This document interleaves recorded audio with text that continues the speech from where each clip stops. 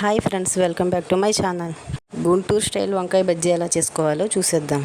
వీటి కోసం ఫ్రెష్గా ఉన్న 1/2 కిలో వంకాయలు తీసుకోవాలి.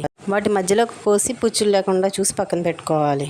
స్టవ్ మీద మూకుడు పెట్టి ఆయిల్ వేసి ఆయిల్ హీట్ అయిన తర్వాత వంకాయలు ఆయిల్లో వేసి 50% వేయించుకోవాలి. 50% వేయించుకుంటే సరిపోతుంది. అన్నీ అలానే వేయించి పక్కన పెట్టుకోవాలి.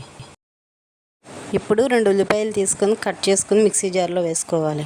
ఈ ఉల్లిపాయ ముక్కలను మిక్సీ జార్లోనే 3 స్పూన్లు నూపప్పు, 1 స్పూన్ కారం, 1/2 స్పూన్ సాల్టు, కొద్దిగా చింతపండు వేసి మిక్సీ పట్టుకోవాలి. మెత్తగా మిక్సీ పట్టి పక్కన పెట్టుకోవాలి. ఇప్పుడు 1/4 కిలో శనగపిండి తీసుకుని ఒక బౌల్లో వేసుకుని ఉండలు లేకుండా ఉప్పు కారం వేసి వాటర్ వేసి కలుపుకోవాలి. నీళ్ళు పోసి బజ్జీ పిండిలో కలుపుకోవాలి.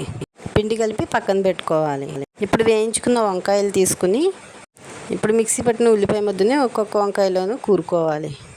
అన్ని వంకాయల్లోనూ ఉల్లిపాయ ముద్దను కూరుకోవాలి.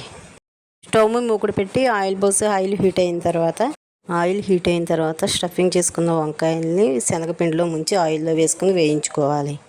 వంకాయల్ని ముందుగా ఆయిల్లో వేయించుకోవడం వల్ల ఇప్పుడు తొందరగా వేగిపోతాయి. మిగిలిన వంకాయలన్నిటినీ కూడా ఇలానే వేయించి తీసుకోవాలి. ఇంట్లోనే ఎంతో టేస్టీగా వంకాయ బజ్జీ రెడీ అయిపోయింది.